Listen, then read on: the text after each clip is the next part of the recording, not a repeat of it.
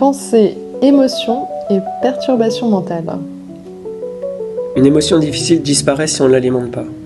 Vrai, si j'arrête d'alimenter cette colère, elle va naturellement s'affaiblir et disparaître.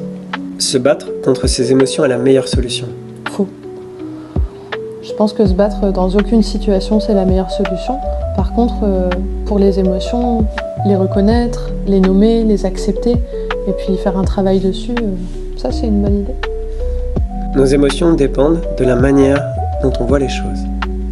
Vrai.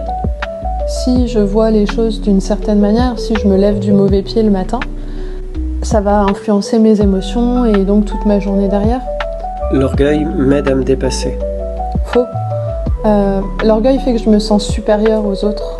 Et en général, quand je me sens supérieure aux autres, je vais chercher à les écraser. Ça génère aucun sentiment positif, alors que la confiance en soi, elle, est positive. Donc, l'humilité, c'est pour les faibles. L'humilité, non, pas du tout, c'est pas pour les faibles. L'humilité, justement, c'est un état d'esprit qui est fort, qui est la base de la confiance en soi. Notre esprit, fondamentalement, ne peut pas changer. Faux. Notre esprit change à chaque instant. À chaque instant, on a des états d'esprit différents, des émotions différentes, des sensations différentes. On est différent que la personne qu'on était il y a une semaine, il y a un mois, il y a un an. Donc, De petits changements intérieurs peuvent avoir de grands effets. Vrai. Si je suis un tout petit peu plus gentille, parfois ça peut avoir des effets incroyables sur les personnes avec qui je suis.